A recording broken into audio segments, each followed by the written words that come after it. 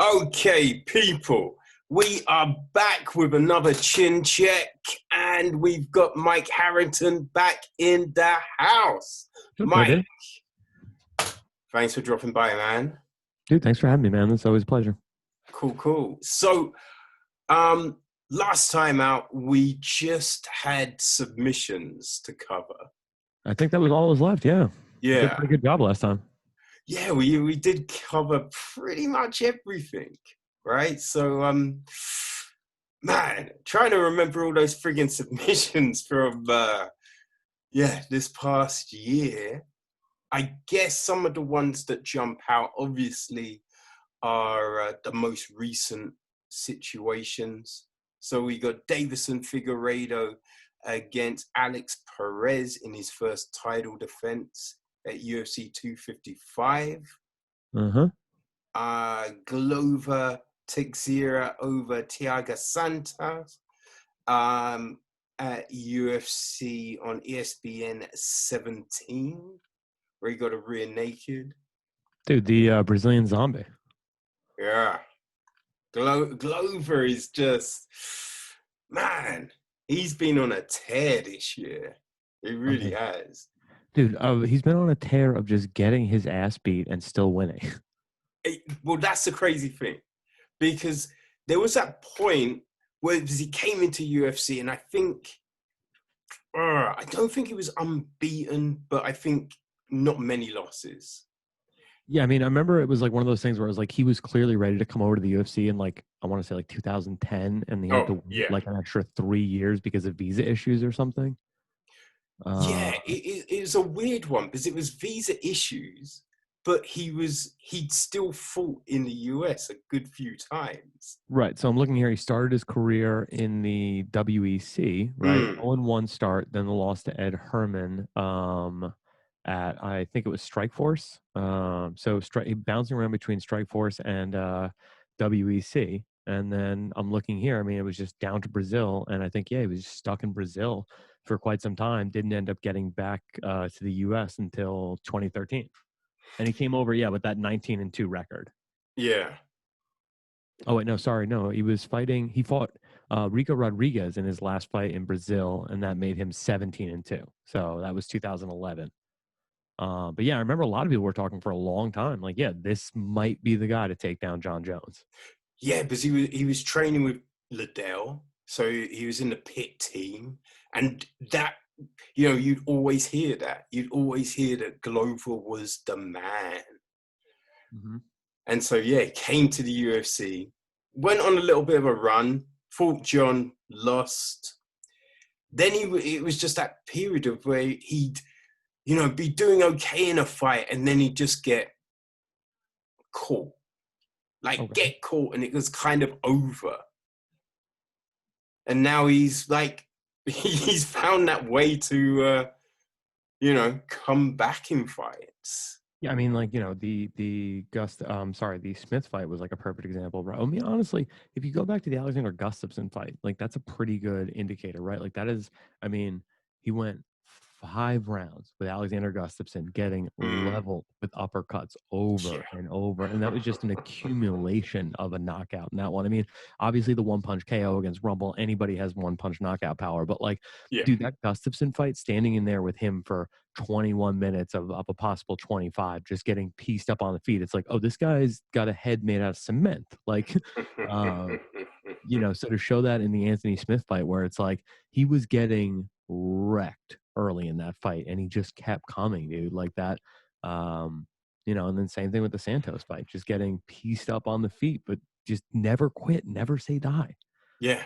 It's, man, it's kind of phenomenal, especially for the age he's at, right? Because, Liddell, he started to get a bit, you know what I mean? Like, you touch him and he goes out.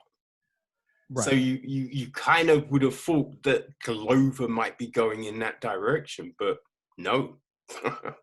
Mm-hmm. you know, I mean, well, it's like there's the other side of it too, where it's like, okay, you coming into this year, you had the Carl, like he had the loss to Corey Anderson was his last loss in 2018. No shame in that. That was a Yeah. guy who essentially fought a number one contender fight this year against Jan Blachowicz. So not mad at that.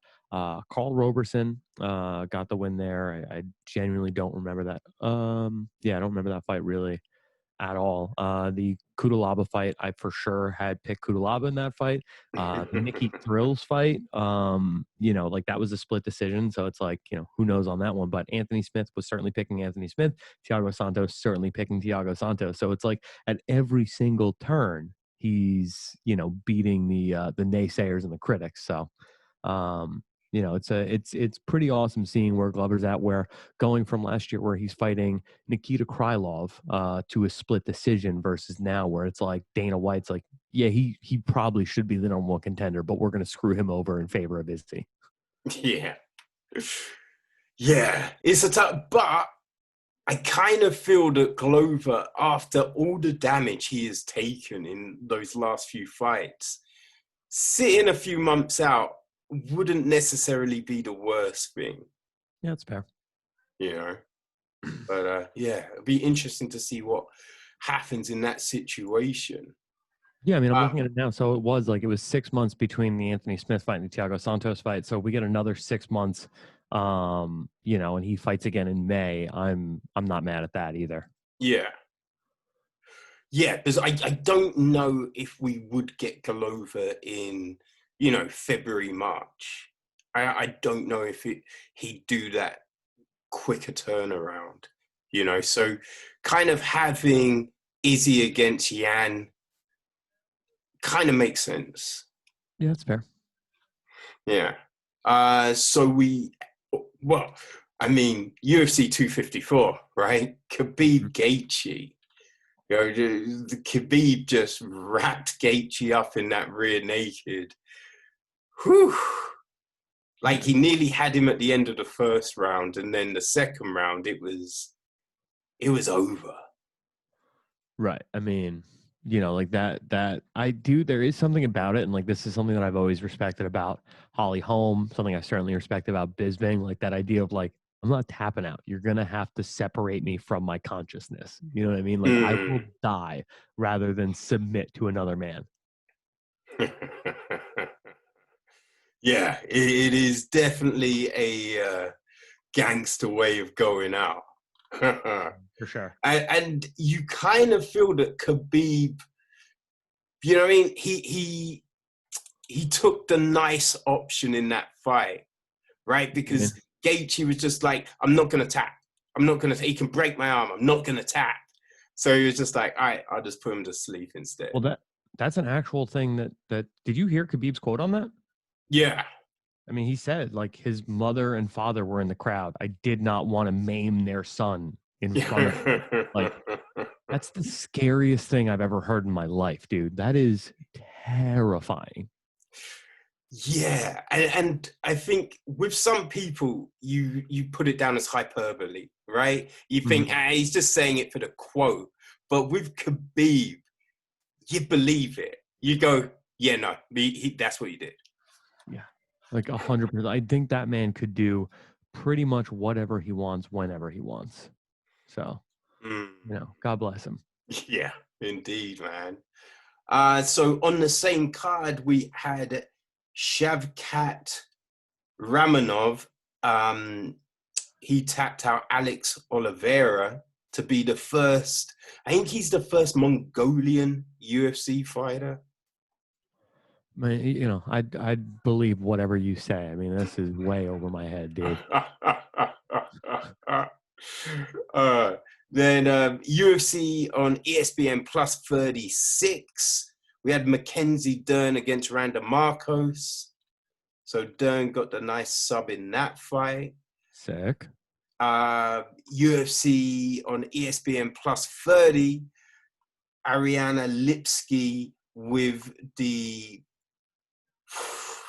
I think it was the leg lock, the horrible leg lock against Luina Carolina that I think crippled her leg. Ugh, that was just nasty. A little rough to watch. Yeah. Yeah, I mean, I'm looking here. The only one, if I'm gonna go with a chick, I think, you know, the while that was pretty brutal, I mean, Mackenzie Dern pulled off the first leg lock submission in women's MMA history. So it's like, if we're going with a women's leg lock finish, you kind of got to go with the originator, no? Yeah, yeah, I'd say that she did wrap up Hannah Cipher pretty nicely. You know what I mean? Yeah, and it's like, I mean, Which, you know, and it was interesting to me in that fight. Hannah Cipher actually looked pretty decent on the feet against Dern, and then she oddly decided to just walk into, like, she knocked her down, or maybe Dern pulled guard, but she like just walked into her guard, and it was like, no, you're done, kid. I forget how they got to the guard, but I do remember that there was a moment where Cipher could have stepped out, Yeah, but she did not. unwise. Yeah, it's definitely been because Cipher isn't a bad fighter, No, right? But her last few losses have been due to her ground game. was You it? Wait, know? what was her last loss? Because Mallory Martin, I believe. I remember Hannah Cybers has had a pretty fucking rough year, dude. I'm looking at this here. I mean, January gets TKO'd by Angela Hill, Yeah, and then elbows on the ground, I believe that was. right, brutal. Yeah. Then came back on Fight Island, got knee barred by Mackenzie Dern. Came back 2 weeks later. Was that on Fight Island as well? No, that was in Vegas. Back in Yeah. Vegas, right? Boom, gets caught by Maria Ajapova, and then Mallory Martin again. Yeah, so it's like submitted 3 times in 4 months over the summer. There, that is a rough year for that poor girl. Yeah. If she doesn't get cut, she needs to work on that ground game because that has been just a horrible, glaring shortfall for her. Well, I mean, what are we doing here? I mean, she missed weight in her last fight. She's 2-5 in the UFC. Like, she 100% should get cut. Like, that is not a UFC caliber fighter right now. That's the kind of girl where it's like, yo, and one of her wins is a split decision against Polyana Viana. Like, go. So, like, that to me is like, you are not done baking yet. You know what I mean? Like, you need to go to a regional promotion and just go do your own thing somewhere else. Yeah, I mean, it's tough to say, but there are a few fighters like that have probably got to the big show a bit too early in that development. And, you know, stepping aside a minute, recouping, working on those skills outside, it's probably going to be the best thing for them. But whether that happens, who knows, man? Who knows? I mean, well, it's one of those things where it's like, dude, I mean, we saw it with Anthony Smith getting cut by the UFC and then coming back later on. Wasn't the older Russian dude who has like all the, not the Ezekiel chokes. He's got, what the hell is his name? Uh, Alexei Olenek, maybe? He's Ezekiel. Is he Yeah. Ezekiel? Okay. Yeah, right. He's the Ezekiel, and the other guy is the Von Pruchok, OSP. Yeah. So, I mean, he was another one who he was, if I'm not mistaken, right? He was no, he was an old Bellator guy, and then eventually Mm. UFC guy. No, I mean, there is a few examples though. We looked it up. We looked it up on BYM not too long ago, where it's like there are these guys who simply like they go out there, they hit that regional scene. I mean, dude, Brandon Moreno, perfect example. Got cut by the UFC 18 months ago, and this year is fighting in arguably the fight of the year. Yeah. In the UFC, like getting those couple of fights in LFA, winning that title in LFA, cementing his legacy as one of the best outside of the promotion. I feel like it brings you back in with some hype, and people are excited to see you. Oh, no doubt. Like, no doubt. And there's been some older fighters, who we've seen get cut and be out for like 7, 9 years, but make it back, right? And you see those improvements. Yeah. You definitely see them. So I think now he did win, but someone like Chase Hooper, I I think it would be a decent thing for him to go back to the regionals. Didn't he But just win his last fight though? yeah, it Yeah, was that late submission. yeah, against Peter Barrett. Yeah, I mean, but his one his stand up was horrible. wasn't Like he was getting pieced up on the feet. okay. I mean, apparently though, he's heading to Tiger Muay Thai in Thailand. So to work on that striking. So it's like, I mean, why? Like, if you're in that situation where I don't know. It is weird because it's like there is a certain part of me that's like getting cut by the UFC if you're still that young in your career will only make you. I mean, he's the youngest fighter in the history of the promotion, right? So it's like Yeah, being being that young in the promotion, like that's getting cut that young is certainly going to like I feel like light that fire under your ass and motivate you that much harder. But at the same time, it's like being in the UFC, having those three letters attached to your name as a fighter opens doors for you and has guys willing to train with you that, I mean, if you were, some also ran in some regional promotion, they might not return your phone calls. yeah, there is that. There is that. But I kind of feel that he does, like he works with Askren, he's worked with Ryan Hall. So I think those people would work with him still. But going to Tiger Muay Thai, that's big, Hmm. right? So I think that will definitely be beneficial for him. So if he doesn't take a fight until say April, May, right? I think that would be a great thing for him, you know? Yeah, I mean, I don't know. You're coming off a win though. You don't. Well, yeah, I guess if you're gonna go and spend that time there, you've already committed to like doing it for the holidays. It's like that's such a long flight. Like you're not going there for a week or 2 weeks. Like, spend some time out there. Like learn your shit, kid. Yeah, yeah. Um. All right. I mean, that's. I mean, there was one you didn't have on this list that I really liked for submission of the year. And that was it Jimmy Flick with the flying triangle. Oh gosh, yes. Pretty badass, dude. Yeah. Yes, because was that the last card or the card before the No, the last last? card of the year. Yeah, yeah. That was slick as hell.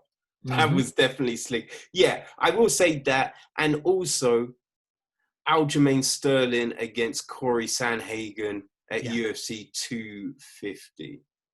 I mean, to me, it's. I'm not gonna lie. Like, I hate to say recency bias or whatever, but it's like I know those are the last two listed, but to me, it's between those two, right? Like that Aljo submission of Sanhagen was it was just a thing of beauty. Yeah. I mean, he just. I don't know. For me, last year's submission of the year was without a doubt, my boy Bryce Mitchell with that twister. Yeah, Um, yeah. so and there is just I don't understand jujitsu at all. Like as somebody who's like started to roll a bit now, it's like I realize just how lost I am on the ground, like just how suffocating it can be, just how much every single muscle in my body is firing for absolutely no reason. It's so scary, dude.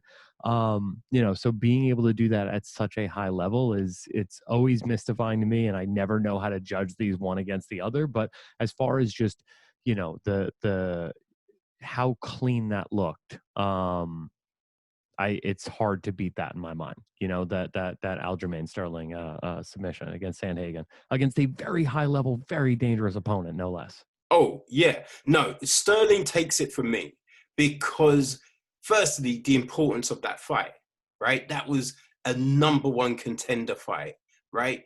And Sterling just threw it on straight away. Straight away. Just move You know, right into it. and that was just how so crazy. And as you said, look, we've seen Sanhagen be in an armbar that was fully extended. You know what I mean? And you're just like, yo, his arm's gonna break. His arm's gonna referee, stop it, and then he escapes. Right. So we've seen him do that. So the fact that Sterling was able to lock that up so fast, whew, yeah, he takes it for me. Mm-hmm. Don't hate it. Cool. All right. Well, I feel that brings us into 2021 right now, right? I'm good with that. And there is man, there are so many big fights that have already been announced, Oh, God. right? We've got Holloway v. Cater as our first main event, and I feel first huge ass fight, right? So we've got that. Now, just like I had down Leon Edwards against Kamzat Chimaev, but yeah, RIP. that's not happening. Nah, dude. Of course, dude. We're not allowed to have anything fun in 2020. Everybody knows that. Everybody knows that. So I think a question is right now, who do we go? Who do we slot in? Because Leon still wants to be on that card. Yeah, So what's up with that? who do we put? So I'm thinking. I know that apparently, right? I just read this. They are going to move that. Like, I guess Leon's not going to be in the main event anymore because the main event for that fight is going to be Kevin Holland versus Derek Brunson, is what I'm reading now. Oh, they're bringing that forward? Yeah, I Because mean, I that don't. fight was talked about for March. So if they're going to make that fight for January, that's pretty. And I kind of feel, you know what I mean? Brunson's last fight was against Shabazian. So he hasn't fought in a minute, right? So, Brunson should be eager to get in there. Oh wait, no, I'm reading this now. Sorry, I that's bad reporting by me. Apparently, they're looking at that for the March 20th card. Uh, so my bad. I thought he was. Yeah, I for whatever reason, I thought that was the one that was going to be filling in for the for Edwards versus Chimaev because they needed a main event there. So yeah, I mean it will be. I mean, dude, I put this in the notes this week. Then for BYM, it feels like the reason they booked Chiesa versus um, Neil Magny right for that spot is to serve as a A like a backup. backup. Yeah. Yeah.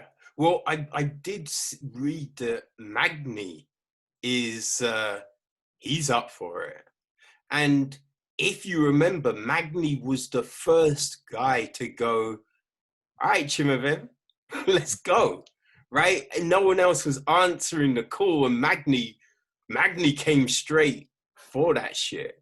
So kind of putting, because then when they had Leon fight him, right, it left Magni in the cold. So you kind of feel that as Magni was the one of the first cats to grow the balls to be like, I don't give a fuck about rankings. I wouldn't be mad at having him against Leon.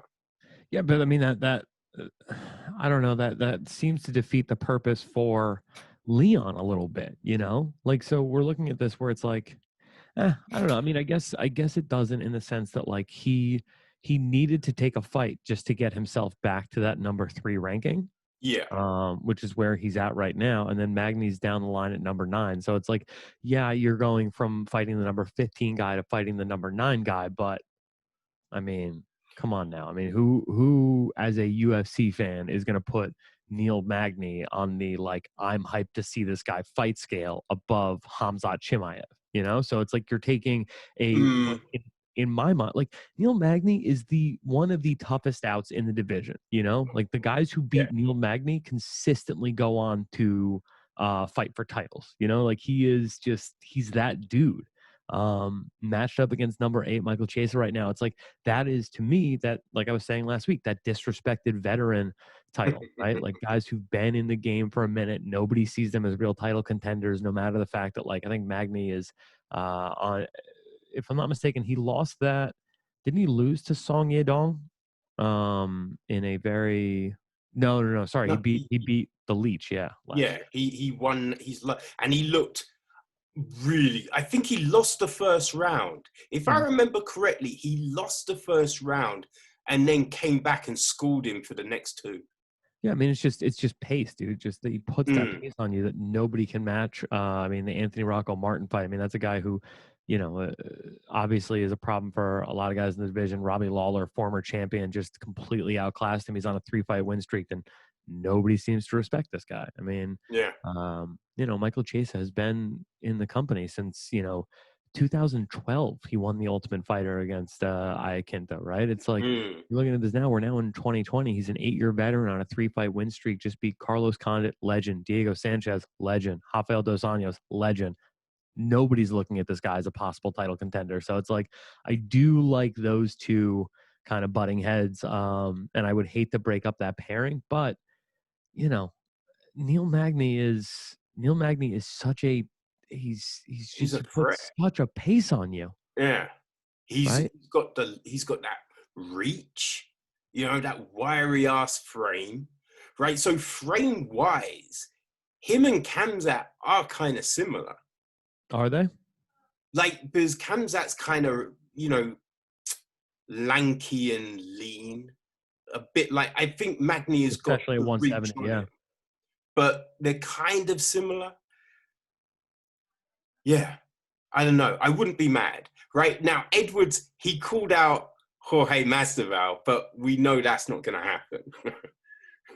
Well, I mean, for a fight night card, no, Yeah. no, there's just no way. I mean, Jorge Masvidal last year was he was the biggest pay-per-view draw that there was. I mean, the 1.6 million pay-per-view buys, it beat Conor McGregor. As much as McGregor likes to claim the opposite.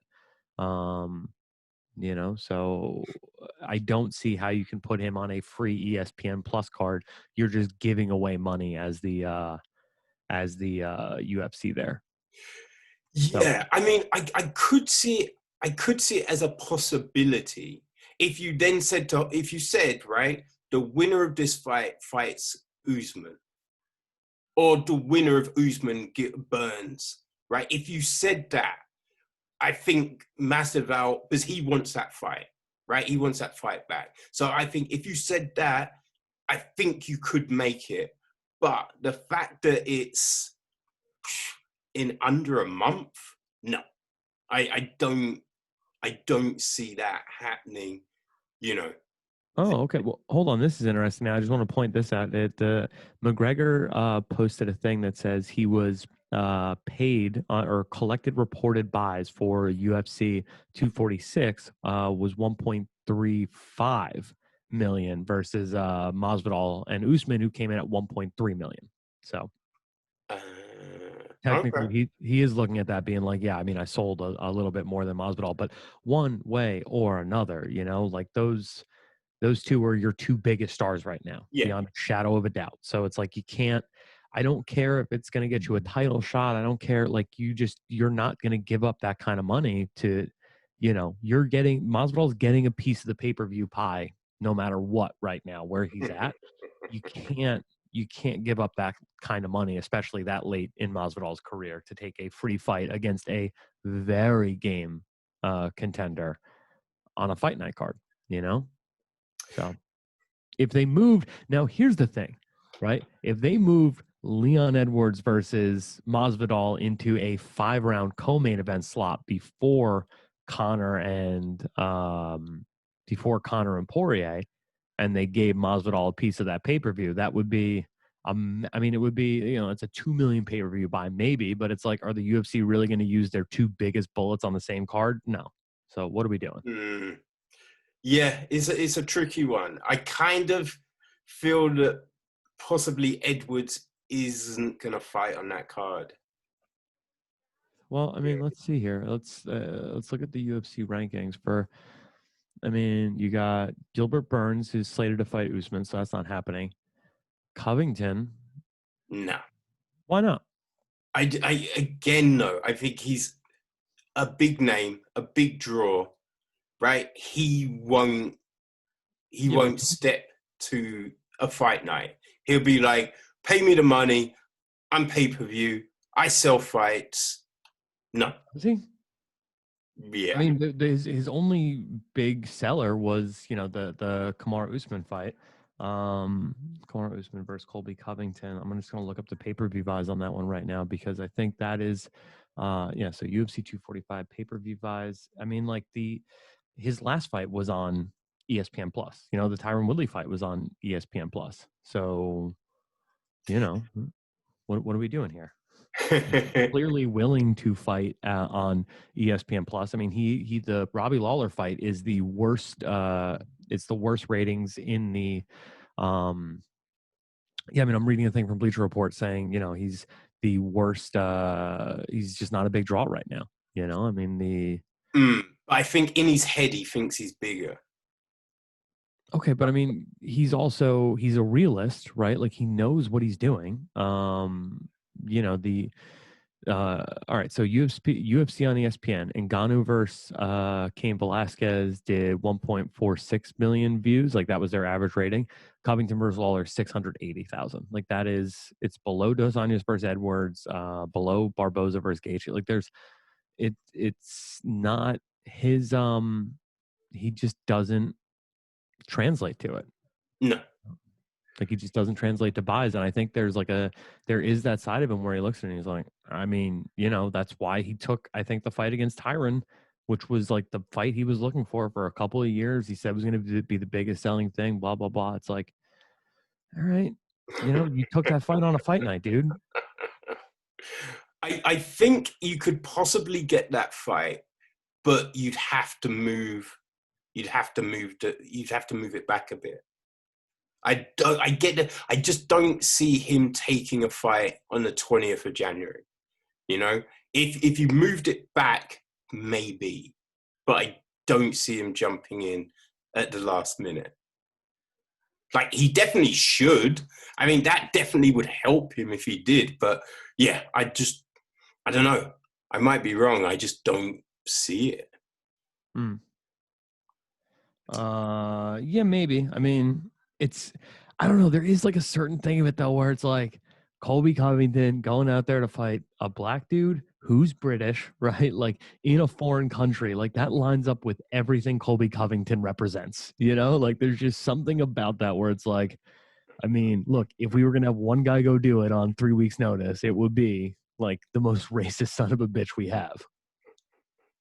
I don't know. That's just, there's something about it to me where like that clicks in my head as a promoter, as like a whatever. Like it's just, I don't know. It works for me. I don't know. I wouldn't say Kobe is racist. I mean he's just dumb. No, I mean, dude, after what he said against Brazilians.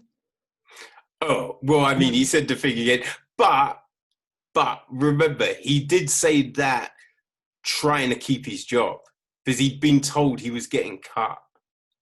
Okay, but I mean, I've watched Conor McGregor go out and cut promos against RDA without ever like and make fun of the Brazilians, make fun of Jose Aldo, and like never cross that line where I was like, oh, Conor's being racist. You know what I mean? Like I definitely hit that with Colby a number of times. I'm just like, what are we doing here? Yeah, but remember the levels, right?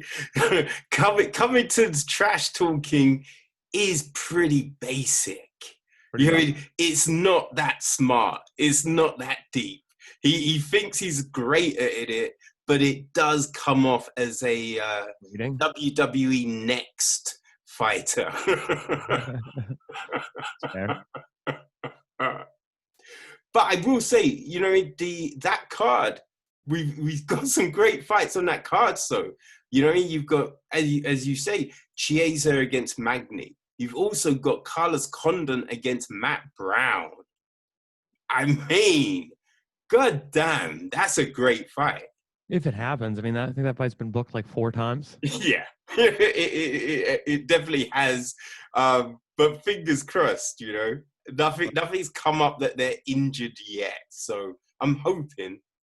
Yeah, I mean, I remember I was like, I'm friends with Mickey because I trained down at Gracie Jiu-Jitsu in Spartan, New Jersey, and like I remember hitting him up, being like, "Yo, Condit looked kind of good," and he's like, "I was doing other stuff, like I was busy, I didn't get a chance to watch the fights. Like, what do you think?" And I was telling him, I was like, he showed up, he looked kind of like the Condit of old, like it was a gutsy performance against not and also ran, and he's like, oh, it's good to just see him be able to like make the walk, to the octagon. Because if you remember, Mickey was slated to fight him at one point, Matt Brown was slated to fight him a number of times, like, so there has been a bit of stalling to the return of Carlos Condit here. But if that fight gets off the ground, I mean, my God, dude, I mean, how great is Matt Brown?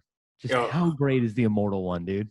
Matt, that elbow he hit Diego with was that's the epitome of violence right there. Dude, I mean, talk about like I will still, but you want to get fired up, you want to get fired the fuck up. Go watch the Eric Silva fight, right? Like that era, right when GSP retired, to me is the most fun welterweight ever was, right? Like between Mm, Johnny Hendricks, Matt Brown, Robbie Lawler, Rory McDonald certainly in the mix, Wonder Boy in the mix. Like welterweight was, GSP had essentially cleaned out the division, and that new crop, right, who was just targeting GSP and GSP alone for like a 3 to 4 year window as like the man to beat. As soon as he left, they were all like, all right, like it's game on now, yeah. like you see that. Like I feel that way about light heavyweight right now, like Alexander Rakic coming up, Thiago Santos, Glover Teixeira, Anthony Smith, like all of those guys are fun fights. Where it's like, oh, these guys are gonna get to fight each other now because Yeah, they're not just holding on and waiting for their shot at John Jones. yeah, it definitely makes things interesting. Right. Yeah. Oh, and we also get Pedro Munez against Jimmy Rivera. Dude, I That's a fun mean, fight. is that one where it's like, I mean, is Jimmy like fighting for his job at this point? I think he won his last fight. Did he? I Okay. believe he won his last fight. Yeah, he did. He beat Cody Stamen. Okay. And that Yeah. was his featherweight debut. All right. So, and now I guess was that just like a short notice fight on Fight Island? So he took the featherweight fight? Because, I'm assuming so.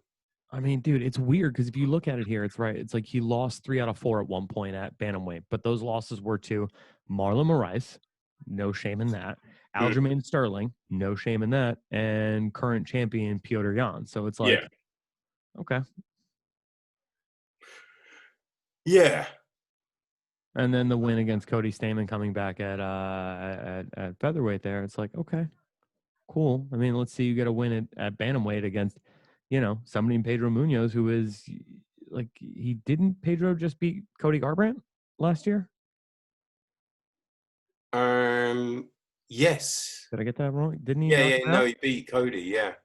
Yeah. So it's like, oh, okay, like that's a guy who's got a win over a former champion, and his losses were to Aljamain Sterling and a split decision loss to Frank Yeager. So it's like Mm, Jimmy is just getting no favors done to him no. whatsoever.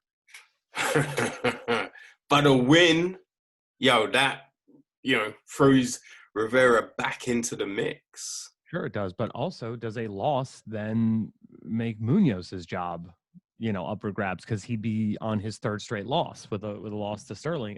Sorry, with a loss to Rivera there. So I don't know. It's a tough one. Yeah, I Tough one. know. So UFC 257, we got Poirier against McGregor, the sequel. Right, we've got Overeem against Alexander Volkov. That's a fun one. Clay Guida against Michael Johnson. Come on now. Come on now. What are we doing here? What are we doing? It's a fun veteran fight, I feel. Yeah, but it's like, why? Okay, my problem with that. What do you think Clay Guida is getting paid per fight? Not a lot. I think you're mistaken, dude, because he's been with the company that long. Like Andre Arlovsky, I think still gets like 250 grand a fight. You know what I mean? Like there is a thing where it's like if you've been with the company that long, you just accumulate money, because it's like you're a big enough name. I mean, Guido's definitely getting a big percentage of the Reebok with that fight.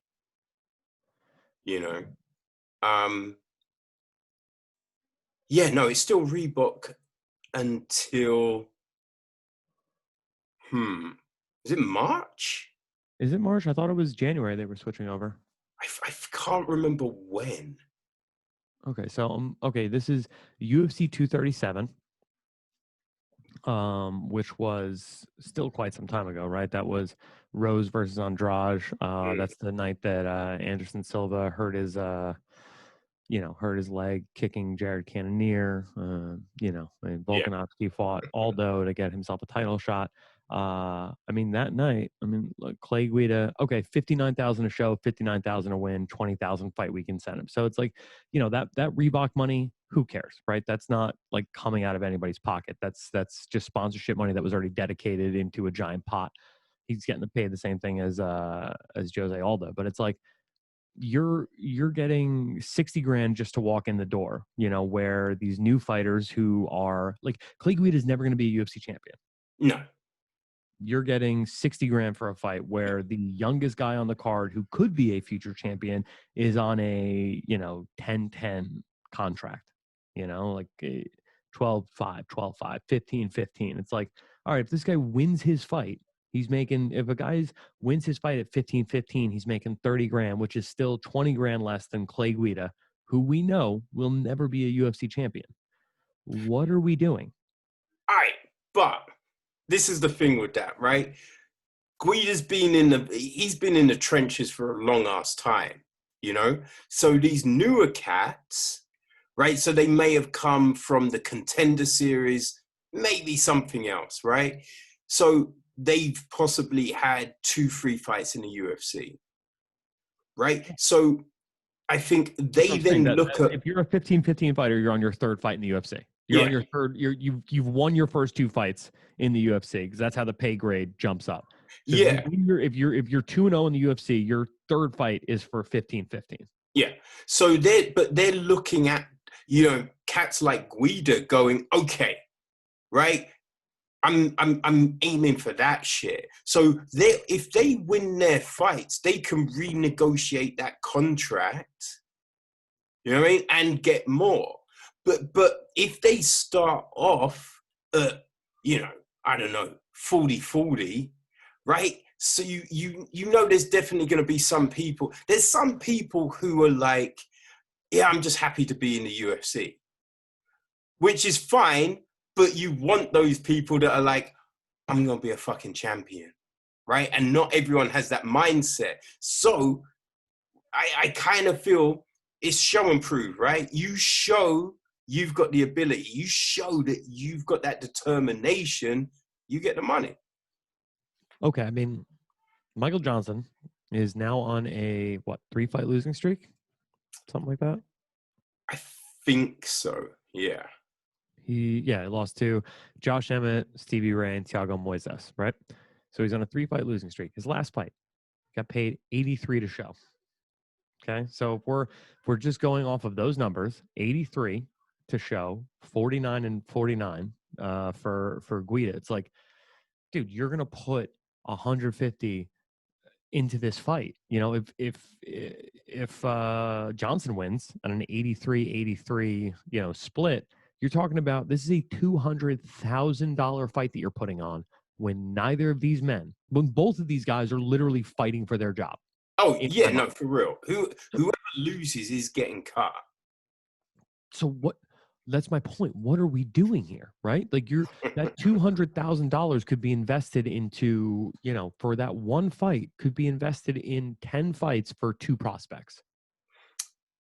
It could, but right. And any of those prospects could one day be a champion. Where I don't think Michael Johnson can. I don't think Clay Guida can. No, the boat has sailed for both. Right? The boat has definitely sailed for both. The loser will get cut.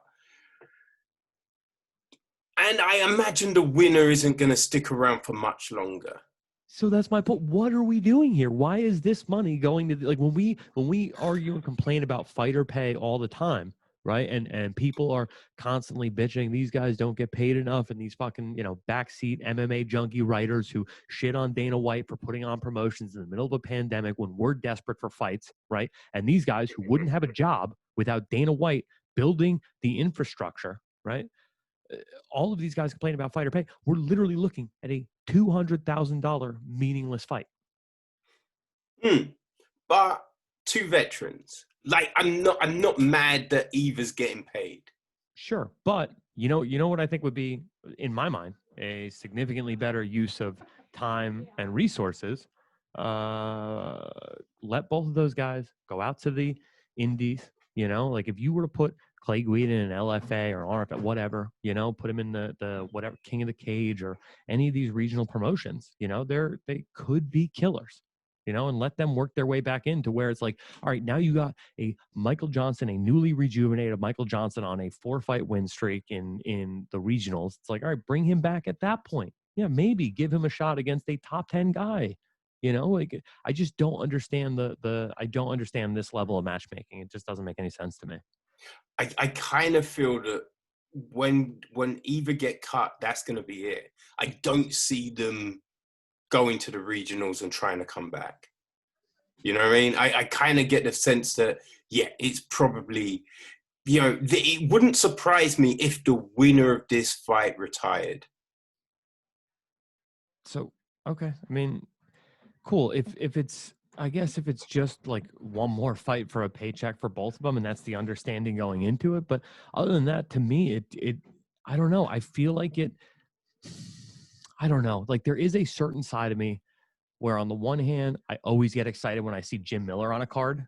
You know, like just there's something in me where it's like, man, that's Jim Miller coming out there. Like anything can happen. But like I don't know. Like this isn't 2012 anymore. You know, like we do kind of got to move on. That new crop needs a chance to shine. And when we complain that there's not enough stars in this sport, well, I mean, are we really investing the money to find stars, or are we taking care of, you know, the guys who've been there for years and years? It is difficult, you know, to speak so heartlessly about somebody like Clay Guida, who has certainly, you know, put on some, you know, incredible fights, and you know, but like even what's Clay Guida's biggest win in the UFC? Beating Anthony Pettis? Is that his biggest win? I mean, that was a guy who was the WEC champion, was supposed to be fighting for the UFC title if Frankie Edgar and Gray Maynard didn't fight to a draw. You know, and he got the win against the guy who everybody had penciled in as the next 155-pound champion. I mean, if your biggest win is just throwing a monkey wrench into the fight that everybody wants to see, what are we doing?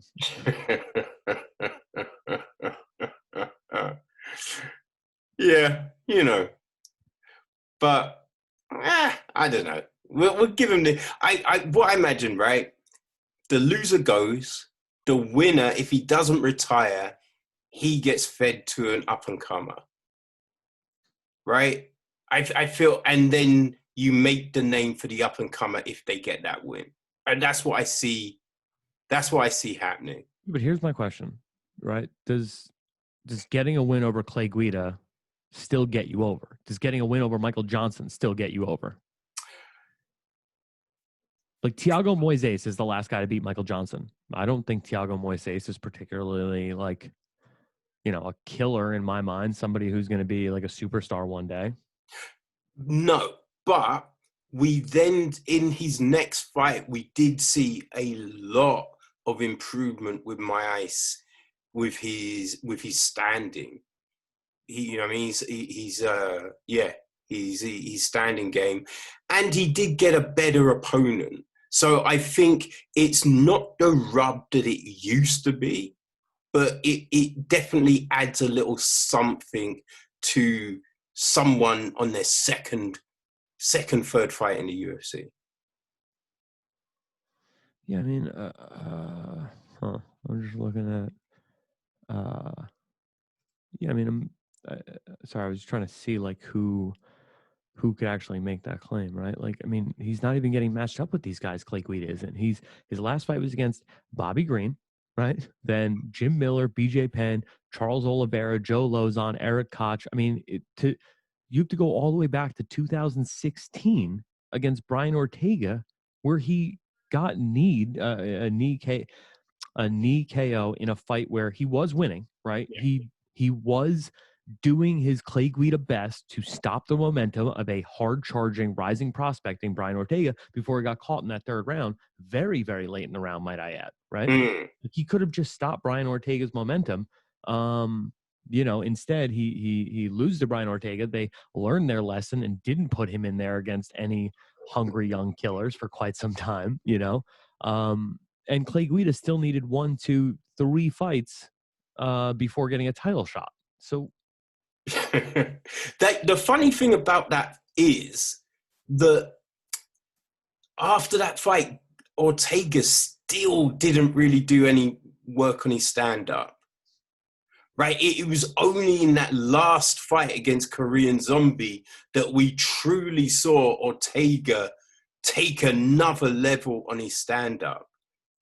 I was so in the bag for Korean Zombie in that fight I for know. that reason exactly. There was no way in my mind that Brian Ortega was going to figure out the Zombie. And then, I mean, that was a masterful performance. Yeah. And good God, that cup. I had Zombie winning that fight for the stand-up. And like Zombie's ground game, obviously it's not at the same level as Ortega, but it's not rubbish. No. So I kind of figured, yeah, he'll keep it standing and he'll win on the feet. And it did not go that way. Not in the slightest. Yeah. Corey Sandhagen against Frankie Edgar. That's a...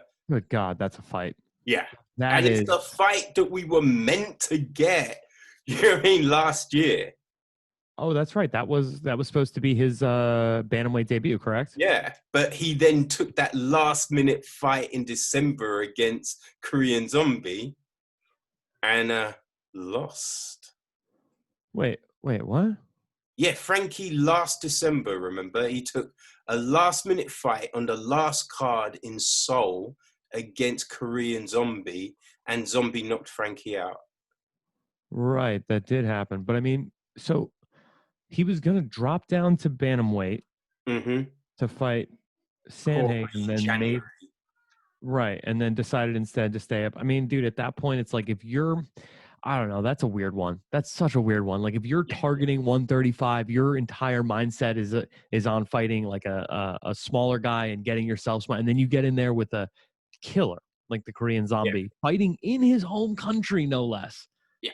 Well, it was weird because Frankie looked so small in that fight, like so much smaller. Like, so he'd already been making that cut down. So it was a crazy ass fight to take. But yeah, he did it and it didn't go well. And then, because he was saying that he was going to take that fight and he'll still fight Corey in January. But yeah, obviously didn't happen. So it's great that this fight is happening still. Yeah, and I mean, like, I'm looking at this here. I mean, like, this is, you know, I mean, Corey, he's got the loss to Aljamain. Nobody's going to hold that against him. But before that, I mean, a 1, 2, 3, 4, 5 fight win streak to start his UFC career, and then the absolute destruction of Mull in his next fight. I know, right? Like, you know, I feel like that definitely is one where it's like, all right, we know that the next fight for the title is going to be Aljo versus Petr Yan. It's the only one that's fair. It's the only one that makes any sense in the world. You know, I think Cejudo has made it very clear if he's coming back, it's to fight Volkanovski. Yes. So, you know, this as a this is going to be the number one contender in waiting. I don't hate that fight at all. No, definitely not. I think if Corey, I think actually regardless of how he might win that fight, he will be the number one contender. You know, and if Frankie wins, he'll get it as well. So yeah, I don't think either needs a spectacular knockout, submission. I think whoever wins, however they win, they're next.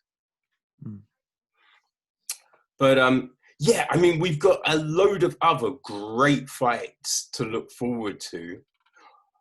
Dude, now, how exciting, by the way. It's like, all right, we gotta, like, we're taking the 3 weeks off, right? Like, that's which seems so long. Dude, when we had a fight, like, what was it, every week since like June? Yeah, we'd fight every single weekend. To go from that to being like, I mean, like, and dude, some of them were like, I mean, who was the all-time low of main events this year? What the hell was it? It was like, I think people were pissed about Jessica Eye versus Calvillo, was it? Yes, it was that one or Holly Holm against Alexa Grasso? I didn't hate that as much. I didn't hate that as much because I think that Holly Holm has done No, a sorry, it wasn't Alexa Grasso, was it? It was Irene Aldana. Irene Aldana, yeah. Yeah. It doesn't matter. I mean, Aldana, I think, was, if I'm not mistaken, the favorite in that fight. Yeah, well, yes, because before that fight, she had looked so damn good. It was just in that fight, she just didn't know how to cut the ring off. It was a weird one. Just completely following at every turn. Like Yeah. it reminded me a little bit of Holly versus Valentina. You know, remember like when Valentina Yes. was just able to piece up Holly on the feet and Holly could not figure out a way around it. But I mean, yeah, I think the Jessica Ivers, Cynthia Calvillo. I mean, dude, let me just read this card off to you, okay? I mean, my boy Marvin Vittori fighting Carl Roberson in a grudge match as Mm-hmm. literally the only good fight on that card on paper. Then you got Charles Rosa, a guy who was beaten so severely by Bryce Mitchell that I'm Oh my surprised he god. still has a job. Andre Touchy Feely getting, if I'm not mistaken, his first. No, no, no, no, it wasn't. No, I was thinking of Bruce Leroy is the one who got his first 2-fight win streak together Yeah. this year, which is crazy. It was either first 2-fight or first 3-fight win streak. Like it was, yeah, it's pretty nuts that you've been in the UFC that long and that's, you know, where you're at. Yeah, I just gotta. This is driving me crazy now. Oh no, Alex Caceres 3-fight win streak, first 3-fight win streak in the UFC, having been on the UFC roster since his 8th professional fight in 2011. You can never put together a 3-fight win streak. Is crazy to me. But I mean, yeah, I mean that whole fight card was, I mean, yeah, Andre Fili versus Charles Jourdain, split decision. I mean, Jordan Espinosa versus Mark De La Rosa, Hannah Cipher. I mean, Tyson Nam getting the knockout early on in that card was the only highlight of it. If you and Because then that was the first fight, wasn't it? it was Tyson. it was the second fight. The first fight was Christian Aguilera versus Anthony Ivy. So you had that. You had in Oh, that that was a stoppage as well. Yeah, right. those two finishes, and you're like, oh shit. And then Julia Avila versus Gina Mazzani again, another 22-second TKO. Right. Mm. I remember as soon as those fighters were walking out, like I told my roommate, I was like, yeah, I'm gonna go grab a shower. It's 2 chicks fighting. It's gonna be a 15-minute split decision. I get out of the shower and he's like, nope, dude, you missed it. 22-second knockout. I'm like, you're fucking with me. But yeah, Harrington, the sexism right there. I God mean, damn it. to be fair, if you want to make money betting MMA, just women's MMA overs, dude. Over 2.5 rounds in women's MMA, you will cash that 8 out of 10 times. It's, you know, there's a reason there's usually so much juice on those propositions. Yeah. But yeah, I mean, Not this is not many have got the knockout power. right. So, you know, I mean, and the ones who do rise to championship status for a reason, you know, I mean, Yeah. your Jessica Andrades, your Valentinas, your like those are killers, you know, and they're the gap between the elite at women's MMA versus the also rans is so much greater than, you know, men's champion. Like I think on any given day, on the men's side, a lot of the top 10 would have a shot against a lot of the champions. I don't feel that way about women's MMA. No, I mean, women's MMA is kind of like, I don't know, what would you say, 2008, 2010 That's for fair. the men's kind of thing. Yeah, I It, mean, it's yeah, I kind of mean, like that, developmentally wise. yeah, I mean, maybe even a little bit further back. 'Cause if you think about it, right? Like the UFC itself starts in what 1994. Yeah, You know, so that gap right between 94 and 2008 is, you know, 14 years. That's significant. I mean, I can't remember like high level women's MMA, UFC level women's MMA didn't start until what 2011, 2010, something like that. yeah, I want to say something like that, right? Was Ronda Rousey was the first. No, it Yeah. was Miesha Tate versus Katzengana, wasn't it? What was the first?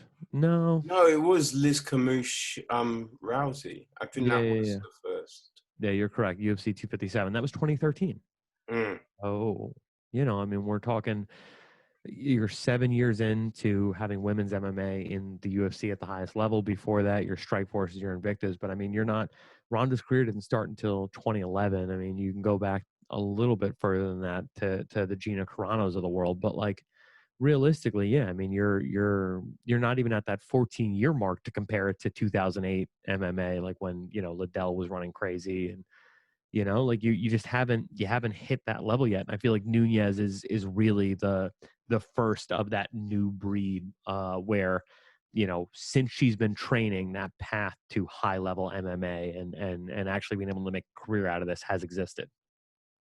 Yeah, Nunes. I'd say Wiley. You know what I mean? You've got people like that.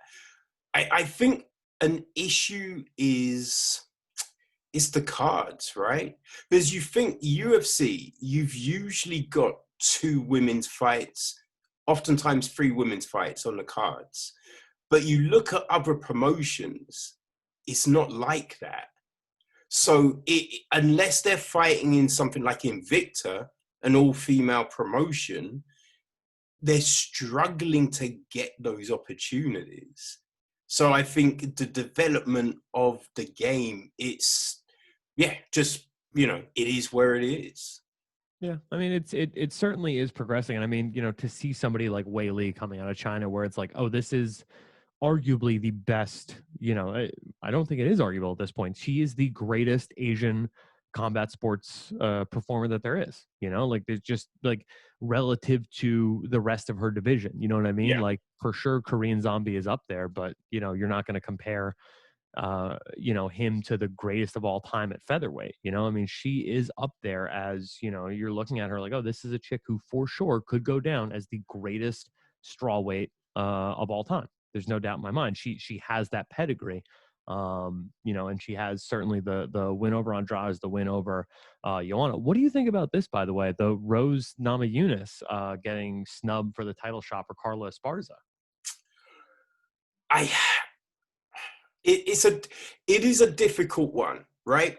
Because I remember when the pandemic hit and a load of fighters said, I don't feel comfortable with fighting, right? They said it at the beginning.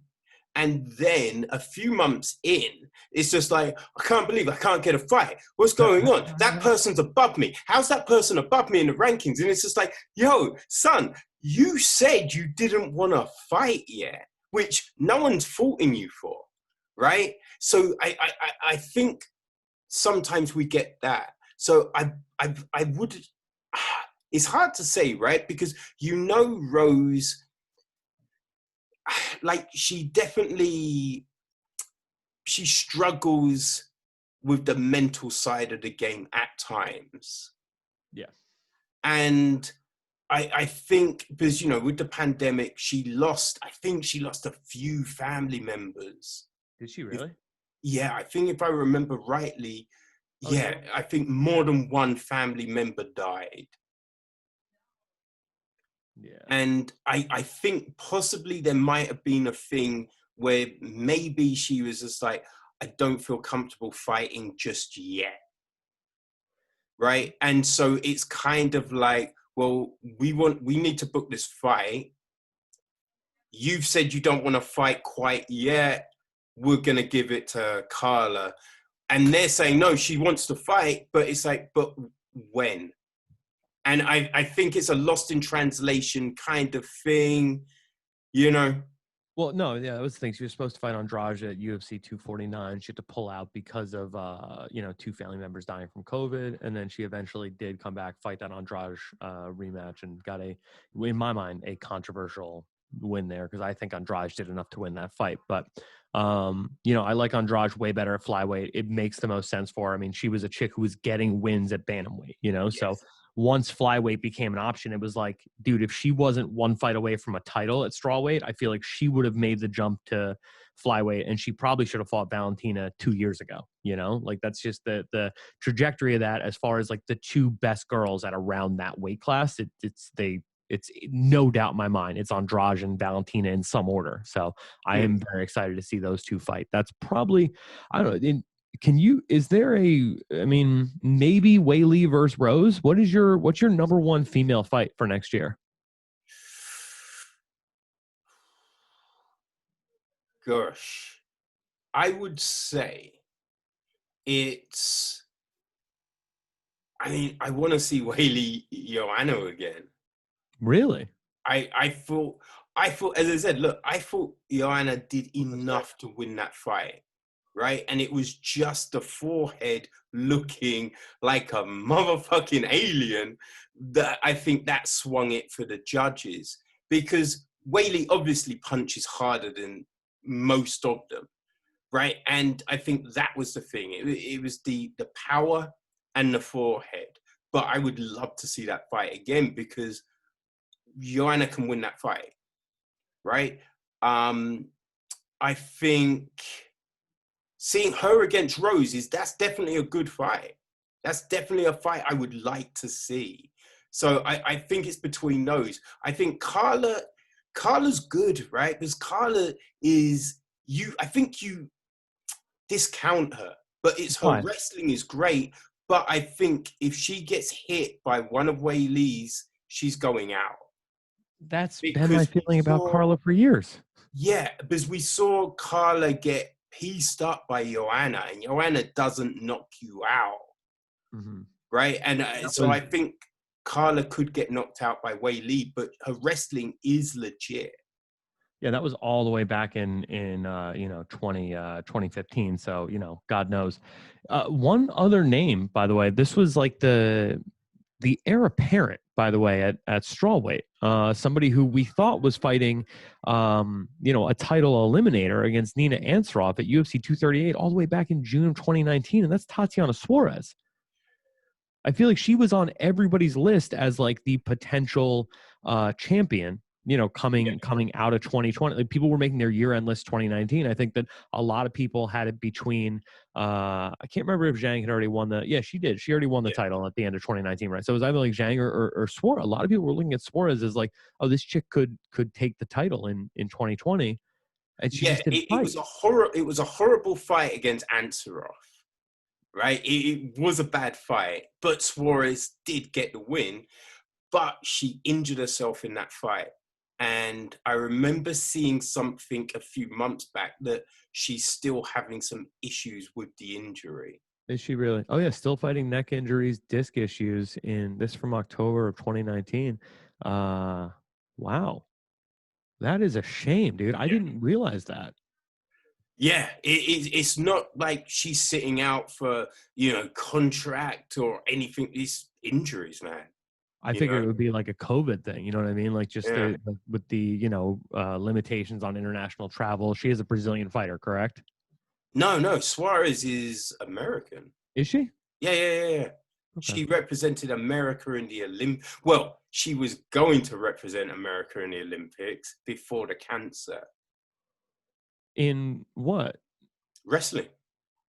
Okay, because I'm seeing Yeah, here she's she's a oh yeah, women's gangster wrestling, yeah, weight world wrestler. championships.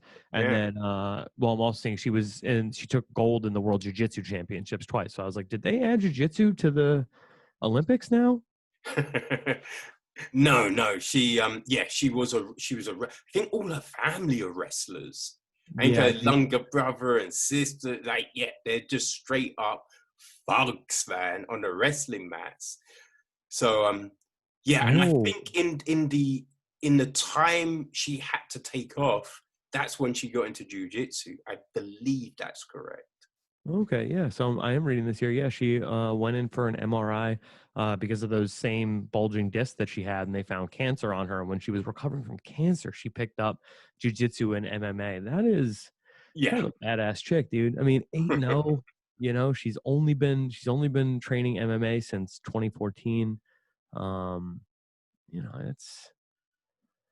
that's not bad. Like, I don't know. They're like, that definitely is somebody who I would love to see, fight for the fight. If not for the title, then certainly like, like Suarez versus Rose, right? Give me that fight as soon as humanly possible if you're not going to put Rose up for the title. But I don't know. Mm, I still think the fight I'm most excited for over the next year is Valentina versus Andrade, because I feel like Valentina has yet to be challenged at 125, right? I don't think the Joanna fight was a challenge at any point to her. no. I Well, don't think. she'd already beaten Joanna in Muay Thai. I think Oh, she'd beaten Joanna in Muay Thai a couple of times. I know they So had fought a couple of times. I didn't think. Yeah, I knew they had fought a couple of times. I thought it was 1-on-1, but you might be right about that. yeah, no, I don't think Joanna won either of those fights. Oh, she had defeated her 3 times in amateur Muay Thai bouts. Yeah. Wow. Wow. Okay. Yeah, because I remember there was a time where I want to say Nunez had to be rushed to the hospital Yes. when she was like trying to make weight Yeah, for was the. it International Fight Week or something like that? And Joanna had said she'll step in, but there was something over a pregnancy test or something like that where they didn't let the fight go. Yeah, it was July 8th, 2017. She fell ill. Doctors cleared her to fight, but she didn't feel up to it, so the fight was called off. Joanna offered to jump in and replace her, but they couldn't clear her on such short notice. So instead, Yeah. they fought in September in one of the worst selling pay-per-views of all time. But my God, that was such a good fight. And I still, to this day, I think Valentina took it 3-2. So, Yeah. do with that what you will. I could have seen that scored a draw with maybe Nunez getting a 10-8 in the first or second rounds there. But I mean, Shevchenko did, in my mind, just enough to win that fight. And you know, I don't know. I I still kind of think want it to was see a, that trilogy. yeah, I think it was a last round takedown. I think it was something like that. There was a takedown in the third, which I think kind of No, gave. in the fifth, because that Yes, was the a title fifth. fight. Yes, yeah, yeah, Because yeah, it was the first time they fought was a 3-round fight, and I remember it was like Nunez did enough in those first 2 rounds to be clearly ahead, and then Valentina came out like a house on fire in the third and put it on Nunez, and it was like, oh shit, if this fight had 2 more minutes, Valentina would be the number one contender for that belt, you know? yeah. Those were the days when Nunes was still struggling with the gas tank. Yeah, I mean her what was it? Her only loss in the Cats UFC in is Gano. Zingano in a fight she Yeah. was handily winning. Oh my gosh! And that fight when Zingago won and just stood up and roared. Oh, Whoo! they're That's predictive. chills, man. Yeah, That's one dude. of those fights. But yeah, I think for sure, Andrade versus Valentina. That's going to be a barn burner. It Oh has to no, be. yeah, that would. I mean, Valentina has got all the skills to win it, but Andrade has that power. Right. He's got that power that can turn your lights off. So if she can land, could she stop Valentina? But we have seen Valentina take heavy ass shots off Nunes. So it's kind of like, what's gonna happen? Like Right. Valentina should win, but it's not necessarily a given. Yeah, I mean, we just saw Maya like look as good as anyone has against Valentina at flyweight, largely because she was just, if I'm not mistaken, that fight was mostly because Maya was just committing to her wrestling. No. Yeah, So, I mean, somebody like, Andrade, who can wrestle fuck anyone, who already has a win via like suplex into head slam, like, yeah. this is clearly somebody who has the wrestling chops to certainly slow down Valentina. So, you know, Mm. I do not hate that matchup. It's the only fight. Yeah, I mean 49-46 all 3 judges. So Maya did take a round off of Valentina thanks to that wrestling. So, you Yes, know, but it's it was crazy. But she took that one round, mhm. and then that was it. Like Valentina was like, "Oh, okay, that's what you're gonna try." Boom, shutting you down. Yeah, that was if I'm not mistaken, that was the second round, right? Because it was like Yeah, 1 round apiece heading into the third, and then Valentina was like, "I'm never letting that happen again." yeah.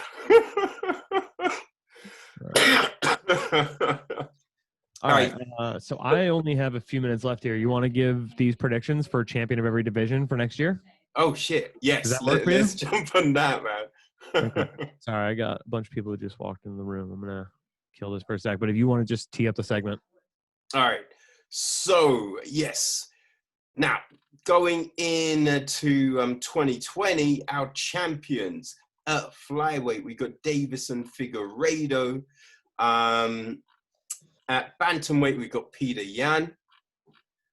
At featherweight, we got Alexander Volkanovski. right? So at lightweight, well, right now it's Khabib. Who knows what's happening with that situation? I think we're gonna get some clarity soon. At welterweight, we've got Kamaru Usman. At middleweight, we got Israel Adesanya. At light heavyweight, we got the Polish Hammer Jan Blachowicz. At heavyweight, we got Stipe Miocic. Now, with the ladies, at strawweight, we got Weili Yang. At flyweight, we got Valentina Shevchenko. Then at bantamweight and at featherweight, we got Amanda Nunes. So, who out of all of those people are retaining those belts? And if they don't retain those belts, who's going to take them? All right. So you want to start? You want to start at the bottom, work our way up? Yeah, why not? All right. I mean, Figueiredo. I mean, the only way I see him losing that belt is if he decides to go up to bantamweight. Like I'm looking at the list here: Pantoja, Royval, Bontren, Kai Kara France, Matt Schnell, Askarov, Benavidez, obviously Moreno. No one I see in there who is a real threat. I mean, Figueiredo was in the hospital until 2:00 in the morning, fighting on 21 days' notice, right? And Moreno still needed to do everything he possibly could and catch a foul to get a draw. I mean, yeah, but remember, Moreno did fuck his arm up, right? So, I don't know. I think the second fight will be close. I don't think it's a given that Figueiredo wins. Now, the one thing that you might have to think about is the Stipe Cormier situation, because Stipe, remember, he just taken all those heavy shots off Ngannou. So would he have been knocked out by Cormier if he hadn't just been coming off of that fight? So in the second fight, after taking those heavy shots, will Moreno be more susceptible to a knockout? I mean, I don't know how he couldn't be. I mean, clearly the kid's got a head made out of cement, but I mean, Figueiredo through the kitchen sinking, you know? So yeah. Certainly that is going to do some damage to your chin long term. Yeah, for real. So you think that Figueiredo stays a champion throughout 2021? Like I said, the only thing I see standing in his way is if, he makes the jump up to bantamweight. But even if he does, I don't feel like there's enough interest in that division outside of Figueiredo or enough, of a no doubt or number one contender. Assuming, of course, Figueiredo wins the rematch with Moreno, which I think he will handily. So to put yourself in that kind of a situation where it's like, the only guy who could lay claim to the title you just beat. I don't think there's enough for the UFC to be like, all right, we need a replacement belt. So even if Figueiredo goes up, I still see him, being listed as the champion at the end of 2021, similar to how Khabib retired in July, but he's still considered the champion or whenever Khabib retired. Remember that Garbrandt is still slated to be moving down.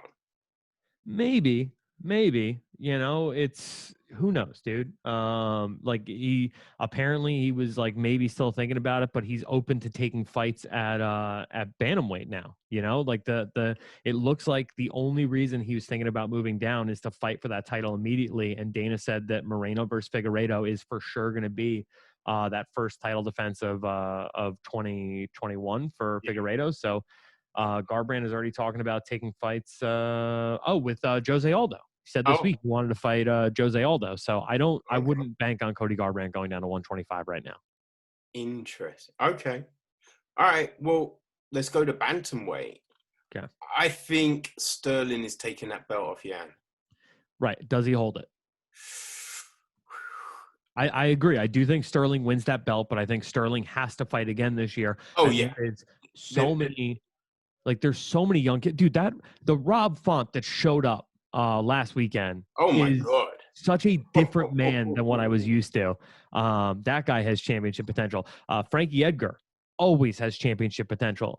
Corey Sandhagen obviously got blitzed by Aljo in the first fight, but you know, Yeah, I think Sterling takes the fight, takes the belt, right? I think his biggest threat is Sanhagen. You know, I can see them doing a series of fights. You know what I mean? I think Sterling beats Edgar, right? I think he beats Cody. You know, so I think that Sanhagen possibly could become the champion, but then Sterling wins it back. I think it's going to be one of those crazy situations. they just fight 3 times in the course of like 15 months, and they trade the belt Yeah, once each.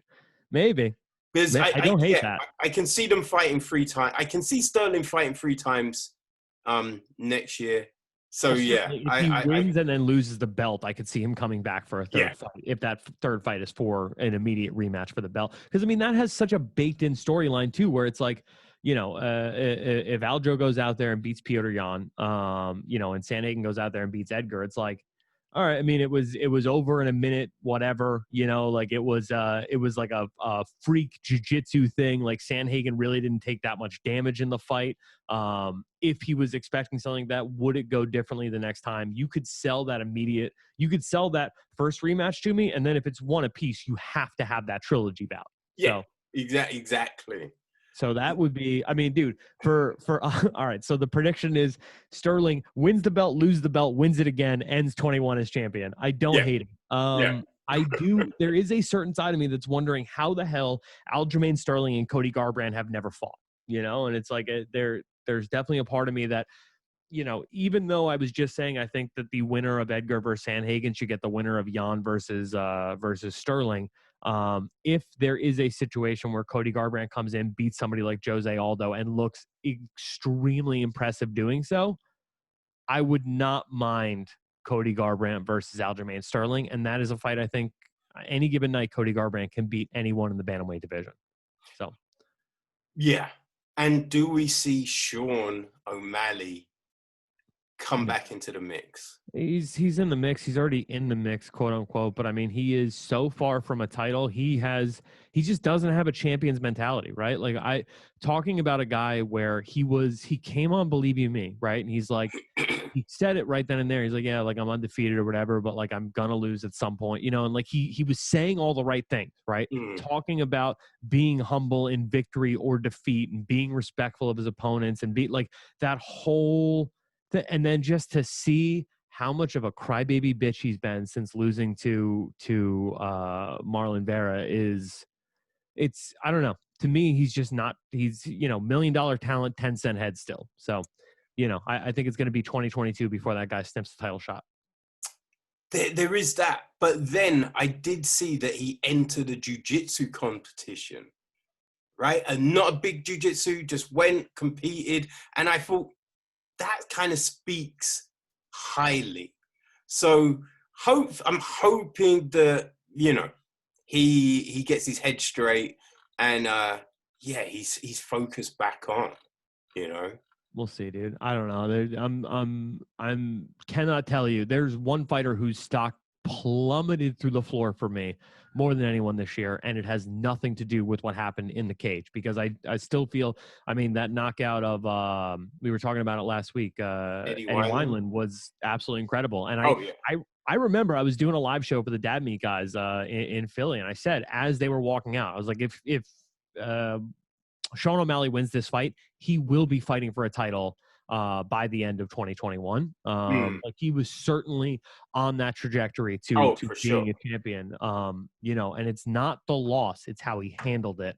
Like you look at Conor McGregor, when Conor McGregor lost to Nate Diaz, came out, fair play to Nate, good. He was the better man tonight. It is what it is. I take my loss. Like just so humble and gracious in defeat. You know, to be still to be gloating while Marlon Vera is having his back ridden by Jose Aldo, a legit Brazilian Jiu-Jitsu black belt. You know, you like, and that's how Aldo won that fight by 100%, realizing that he no longer could compete in a striking battle with Marlon Cheeto Vera in that third round. Instead, he takes his back and jiu-jitsus his way to a win. I don't see how you go around bragging about another man. So like that's so crazy to me. That just disgusted by that behavior. Sorry about like just to go on a rant there. No, no, no. It's all very valid. Yeah, it's impacted O'Malley for sure. Okay, Alexander Volkanovski, does he retain that belt? Because I kind of think the Brian Ortega we saw against Zombie, I think he wins the belt.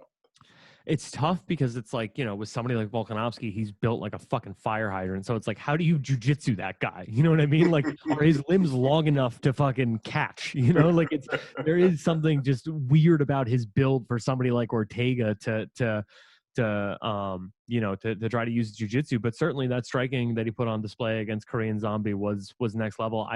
There is something about me with Volkanovski where it's like, all right, if he was able to do that against Holloway, Ortega's striking isn't there. You know, like it's not to the level of Max Holloway, and Volkanovski was able to weather the storm, work his way inside, and just do enough on the cards to get that win. I got a weird one for you though. Okay. I could see a world in which Henry Cejudo is at Comes one back. point in 2021 the featherweight champion. Yeah, I definitely could see that. I definitely can see Henry coming back, taking that fight. I think if Volkanovski beats Ortega, Cejudo's coming. I agree. I don't think Cejudo wants any part of Ortega. No. Ortega's just too big for somebody like Cejudo. Yeah. But yeah, if Volkanovski's able to retain that title, I could see Cejudo coming back to fight to fight Volkanovski. And then if he beats Volkanovski, it's we're already talking what, March or February is the Ortega fight, right? I'm not quite sure because I I think haven't seen it on a schedule yet. I don't But think it's there on. are a few cards with no headliners or anything like that. Yeah, I think they're targeting it for what the hell? February date. Yeah. Alexander Volkanovski, Ortega, probable for February date, according to Dana White. That's what he's targeting for the February pay per view. So, if that's your February pay per view, sometime in, you got to figure at least a 3-month turnaround. So May, June, July, somewhere in there, Cejudo versus So it Volkanovski. could be International Fight Week.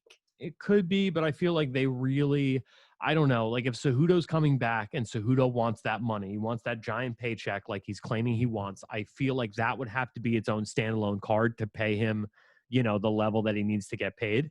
And, I feel like International Fight Week is going to be either Israel Adesanya versus John Jones or John Jones versus the winner of Stipe versus Ngannou. So, I don't see Cejudo in the co-main event there against Volkanovski making a ton of sense. So I could see like an August card, maybe a June card with Cejudo versus Volkanovski if Volkanovski gets the win there.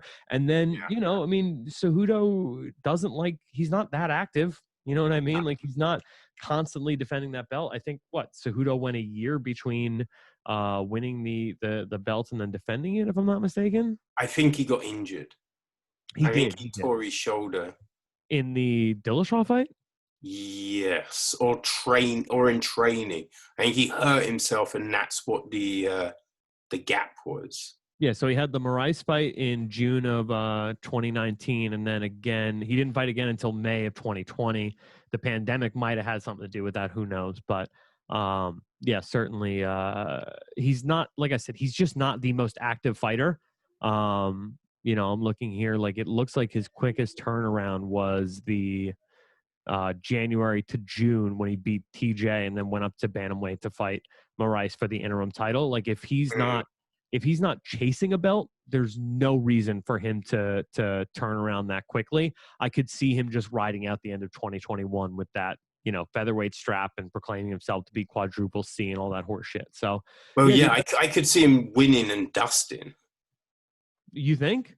I could, yeah, I wouldn't be. I don't see him coming back because it's you make the money as a champion by defending as a champion, So, like there is a certain side of me where it's like if he comes back, wins that belt, then a fight against Max Holloway, for the title is a giant pay. That's a moneymaker for him, and it seems like that's what he's focused on. Is like, if I'm coming back, it's for gigantic paydays, and that feels like 2 big paydays back to back. Well, imagine if Dillashaw wins back his belt, and you know what I mean. Cejudo's back. He's won that. I could see that happening. So you're saying Cejudo, right, goes from a guy who fought TJ at flyweight to telling TJ, come up to featherweight if you want the rematch? No, I'd imagine I could see them meeting at bantamweight or something. So like Cejudo wins the featherweight title from Volkanovski, then says, fuck it, I want the double belt again. I'm going back down to bantamweight to beat. Like he's just like that Conor McGregor meme with the give me that belt. Yeah. On that level. Okay. All right. I don't hate it. I don't hate that prediction. I don't see a path for Dillashaw to getting that title. I mean, Dillashaw, like, you know, coming back, he Aldo called for that fight. I know Rob Font called for that fight. There's a number of guys who want to fight Dillashaw.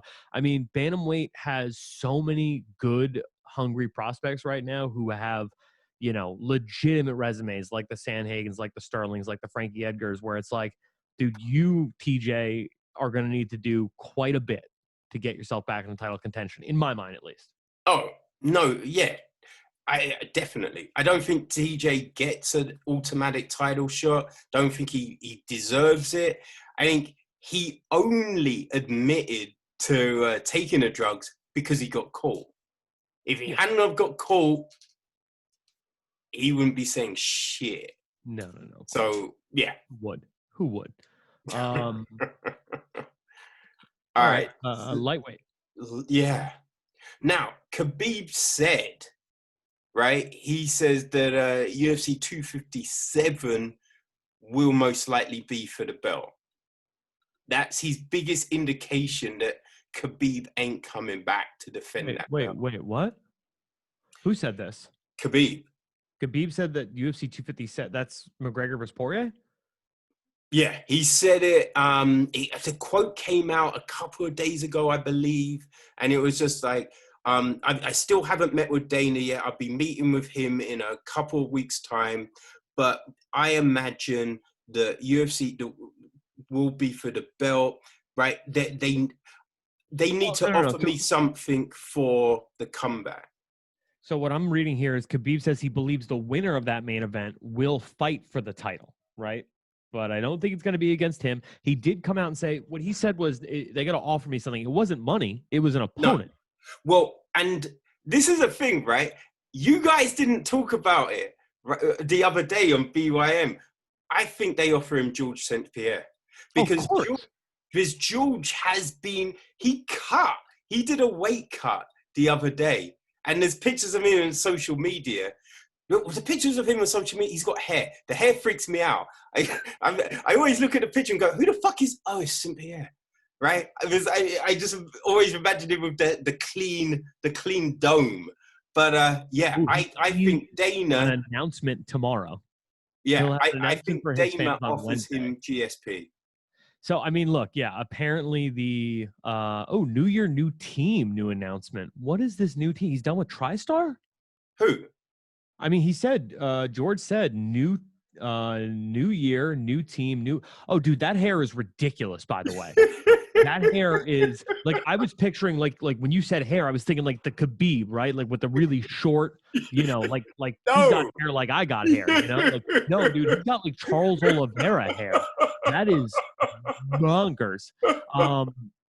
Yeah, I mean, look, dude, at the end of the day, that's the only fight I see bringing GSP back. It's the only fight I see bringing Khabib back. It's, you know, it's the only fight where you can literally look at that and be like, okay, these guys are fighting for who is the greatest to ever do it. So, yeah obviously. Why not? What do you think about Ultimate Fighter coaches? Yeah. I mean, I don't hate it. Look, they said they want to bring back the Ultimate Fighter. That would be a big way to do it. Yeah, but it's like, all right, like you're going to have two of the worst shit talkers coach against each other. What? Yeah. I mean, Um, it that's a it, crazy it, one. it won't work for that. It doesn't really, I mean, like, just as a, I don't know, like, I think it would be cool in the sense of, like, I feel like they would be super respectful of each other and almost like teaching each other things. You know what I mean? Yeah, Like yeah. giving each other pointers. Like, I'm just so excited to test my martial arts skill against your martial arts skill. Like, that's an interesting one, and I don't hate it. But yeah, I just think, like, yeah, if you're gonna have Khabib come back, it's to fight GSP at, it doesn't need to be at 155. It could be at 170. It could be, Hmm. there's a number of different ways that you could slice that. But I remember I was live in the crowd when it was that Colby versus Robbie card. I was super duper close, and we saw GSP come out. I think he came out with Trevin Giles, if I'm not mistaken, and like he got the biggest pop of the night. Oh, Just okay. being in Giles's corner, and it's like he looked like he was already well on his way to 155. So Yeah. there's no doubt in my mind he could make that weight if he needed to.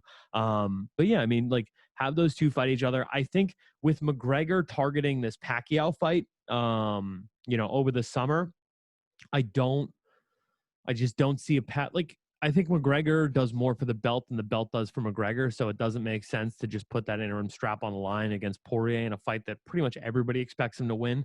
For me, my dark horse for the champion at 155 is the same guy who was my dark horse coming into 2020, and that's Charles Oliveira. Okay. He has, like, literally, the guy has shored up every single hole in his game. He's always been a nasty submission specialist, but what he can do on the feet now is absolutely terrifying. So I do see him being I see him as the guy who leaves. He enters 2021 with the most complete skill set in the division, and I think the guy who fought Tony Ferguson could beat anyone in that top 5 right now. So that's my pick for 2021 champion. Interesting. I can see Connor getting the belt, and then I can see him losing the belt on inactivity. I think the UFC has played that game enough where they're done with that with Connor. You know what I mean? Like, we're not. That's the reason that the belt isn't on the line for this fight in my mind. It has nothing to do with Khabib, because I believe Dana knows I'm not getting Khabib back for another fight at 155. He's never getting that Connor rematch. It's just not going to happen. Khabib Yeah. has no interest in it. He hates Khabib enough. He hates McGregor enough that he's never going to give it to him, which is the ultimate troll job, and I respect the fuck out of that. But, like, yeah, dude, like, there's nothing for him at 155. I genuinely do feel that Dana doesn't want to create another paper belt only to have that belt held up, right? No, I don't think Connor fights Pacquiao, and Why? there's well, it's Pacquiao's manager that announced that the fight was happening. There was no actual proof, and Connor was only talking about it because he was inactive. So I disagree. I think if the UFC says to Connor, "All right, you can fight for the belt, but you defend that belt," right? I think that would be the caveat. So if Connor fights for the belt, there's no Pacquiao fight. He No, fuck has to that. defend it. Connor doesn't bust his balls for anyone. If you're talking about taking money out of Connor's pocket to help the UFC, that is one-way traffic, my friend. That is never happening. I think that Connor, yeah, I feel like Connor definitely does. Connor comes back. I think he beats Poirier. I think that he has this fight with Pacquiao set up, because if you remember that fight, the lion's share of that money from that fight is going to charity. And if you want to talk about, rehabbing Conor McGregor's image, walking into those hospitals with the PPE at the height of the pandemic, donating money to save the SBG out of, where was it, Belfast, or wherever Yeah. whatever the city was where he helped out an old training partner and saved his gym. Like, that's the kind of thing where it's like, all right, we are doing public relations, Connor, right now, because you're only going to be fighting for a few more years. You have the rest of your life to sell whiskey and promote fights for other fighters, So make sure that you're leaving on a high note. And what's a bigger high note than fighting Manny Pacquiao, generating $100 million, and then donating the lion's share to that to people who are fucking broke, destitute, out of work because of this fucking COVID thing. Like that is, you can't buy PR like that. And it's certainly a bigger deal to McGregor in my mind than having another fucking belt. He's never defended a belt in Cage Warriors, never defended a belt in the UFC. I don't think he has any interest in doing that. Right? The path to victory for him is just getting that fucking belt, putting it on his mantle, and then running away. So win the Poirier fight Pacquiao. In the meantime, give me Oliveira versus the winner of Chandler versus Hooker, Oliveira versus Justin Gaethje, Oliveira versus whoever. Oliveira has the best skill set of anybody in the top 5 right now. That's my guy for 2021. Interesting. Okay. And I think right now, Oliveira beats the shit out of Conor McGregor. Just putting that out there. Because Charles Oliveira can stand with anyone, can eat big shots from anyone, and if he gets his limbs around you and can somehow work his way to the ground against you, he's going to choke Conor McGregor the fuck out. There's no way Conor defends himself in a jiu-jitsu match against Charles Oliveira, period. I don't know. I think in a stand-up, Conor still wins in a stand-up against Oliveira. Yeah, I mean, Conor wins in a stand-up against literally name any UFC opponent, right? Literally, he's got the best striking of anyone, but Oliveira can get that fight to the ground, and Oliveira can motherfuck you on the ground. True. Very true. It'd be interesting for sure. I would love to see it. All right, so does Usman retain that belt? Yes. And keep it all year? I mean, dude, the Gilbert Burns fight is interesting, kind of. I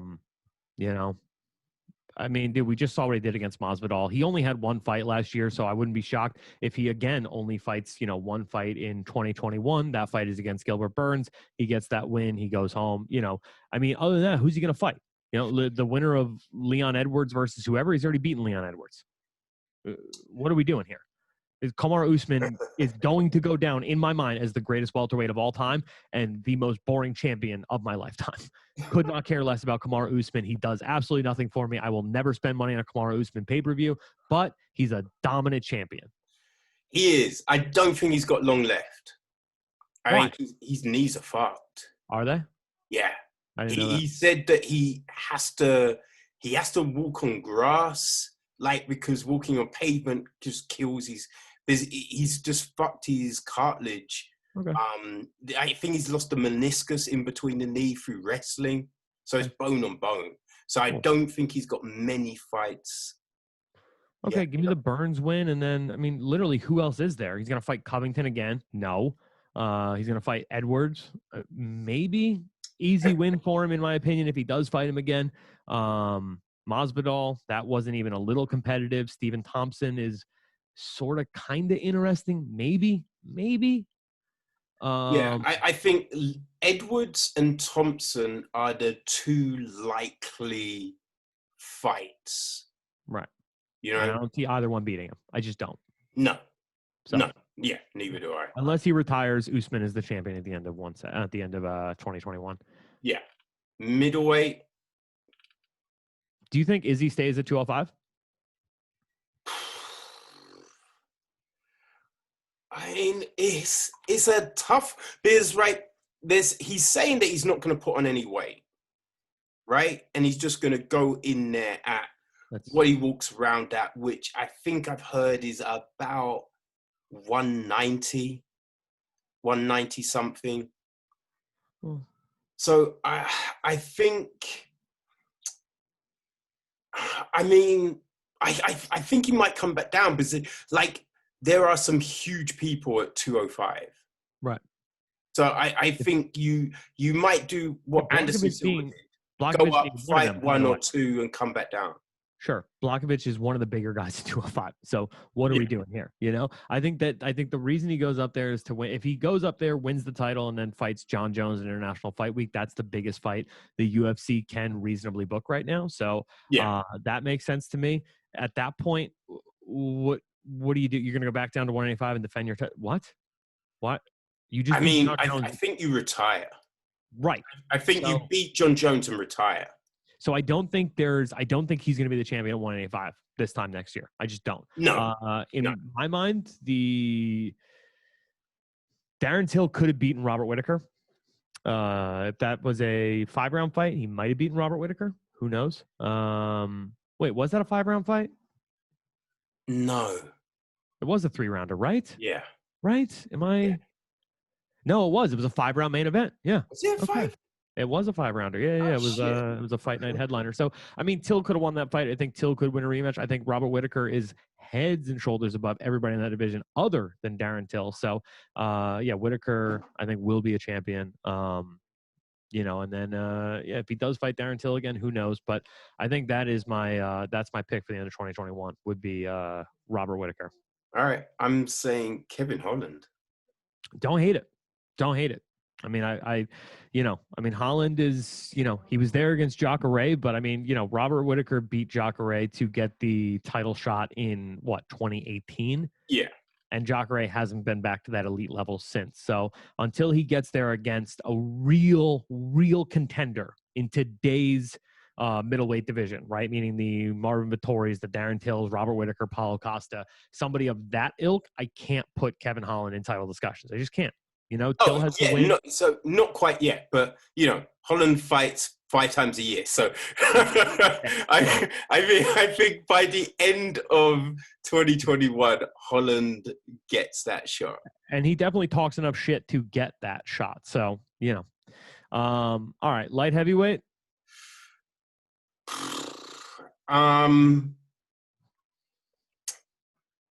Fuck it. I'm gonna say I was gonna say Izzy because I want to see that John Jones fight.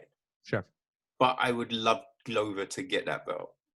Yeah, I mean, here's my problem, right? If Izzy goes up there, beats Blachowicz, which is going to happen early next year, like March, right? Yeah. Does the quick turnaround, not quick, but whatever, turnaround to fight Jones in July, right, for International Fight Week. Mm-hmm. That's 2 light heavyweight fights of the year. I don't see him fighting a third. So maybe he retires, right? But I don't know. I think it's tough because I think if Jones does go back down to 205 and beats Izzy, I still feel like the jump has to happen. He'll vacate again. Oh yeah, right back up to heavyweight. Sure. Yeah, so for sure, Jones will beat Izzy and then go back to heavyweight. Right. Here's the interesting thing: Blachowicz beats Israel Adesanya. What happens then? Right at that Glover. Point, it gets interesting. You think Glover? You think Glover is the? I mean, because it's like that fight is happening in March. That Glover fight could happen in July again, right? Like that same turnaround window. You still got 5 more months left in 2021. I don't know. Alexander Rakic is chilling there. Oh yeah. So technically, there could be another defense at the end of the year, right? Then Yuri Prohaska, that's not a bad one right there. That motherfucker is a beast. Yeah. I wouldn't be, I kind of feel that Prochaska could be the champion. Yeah, I mean Rakic and Prohaska, apparently that fight might be happening. So no, it's Rakic against Santos. Oh, is it really? It's Rakic against Santos. All right, Bubba. That's interesting. So if Rakic beats Santos, then he is right there. Yeah, I mean, I wouldn't hate that. I would not hate a Santos versus Blachowicz fight. I wouldn't hate, Yeah, I think Prochaska is fighting Reyes. That's a great fight. Yeah. God, light heavyweight is so stacked right now. Yeah, you know what? Screw it. I want to see Glover get the win and hold it. Maybe Glover gets the win and then just goes running for the hills. Goes back to Danbury, Connecticut, celebrates for a little bit, doesn't defend again until Super Bowl 2022. Let's say Glover to share end of 2021. Heavyweight, this is an easy one for me. Francis Ngannou. Francis beats Stipe. Stipe is already 1 foot out the door. He's been very clear about that over and over again. Whenever guys are talking about retiring, it's time for them to retire. If he was fighting anybody other than Daniel Cormier, who says that he had already essentially retired in his own mind after his back surgery, fighting the Derek Lewis fight, that, I think Stipe would have been in for a world of hurt there. I think Ngannou certainly gets that win and defends that belt. Nobody's taking that belt from fucking Ngannou. Beats John Jones? Yeah. Oh, yeah. Hurts John Jones. Bad. Agree, disagree? I think John could beat Francis. I don't. It's just not there. He's too small, dude. The chicken legs, dude, like I genuinely do think if fucking Ngannou wins that belt, John Jones goes running back to 205. See, the thing is, right, in the fight against Rosenstruck, Ngannou just rushed him. Yeah. There was no finesse to that. So I think no, but I think if Francis does that to Jones, double leg takedown, he controls him on the ground. Maybe. I don't know, dude. I've seen Ngannou working on his wrestling. He's been getting back up. So I don't know. I mean, in my mind, that dude is just, you don't bet against that kind of power. So you think John Jones? I think John Jones. Interesting. All right. Yeah. All right. I have another show starting here in literally 1 minute, so I'm just going to rank these three. I'm going to say it's tough. Suarez not even listed anymore for 115. What's going on there? No, I think it's the inactivity, but she hasn't fought in 2 years, 3 I'm going to go on a limb and say Rose Namajunas, Jessica Andrade, and Nunez. Yeah. Yeah, I see that. Who do you got for, I mean, I think Nunez is across the board. Nobody's beating her at bantamweight, right? Unless Valentina goes back up. Yeah, and I don't think she does. Yeah, I think Nunez just keeps those belts. All right. Who do you got for strawweight and flyweight? Like strawweight is tough. I mean, strawweight, I can see Wei Lee holding it. I think it all depends on the development of like Amanda Ribas. Fair. In that division. And then in flyweight, I think Valentina. Right. It's tough, dude. I don't know. I think Andrade is just I'm rooting for because I love her. All right. And there's something weird about her little Justin Bieber look that I'm somehow attracted to. But all right, dude. All right. I gotta run. Yeah. Thank you, Mike. Yeah. All right, dude. Check me out. Yeah, DM me if you think I'm an idiot about any of these at them Harrington on Instagram, Twitter, all those fun places. Catch me on the BYM pod. And, you know, if you're looking for more of my nonsense, not MMA wise, Notes of a Goon is a show I produce for Chris from Brooklyn. You can get that on iTunes, Spotify, wherever you find podcasts, dude. Kevin, thanks so much for having me, brother. Thank you, man. Take it easy. Peace.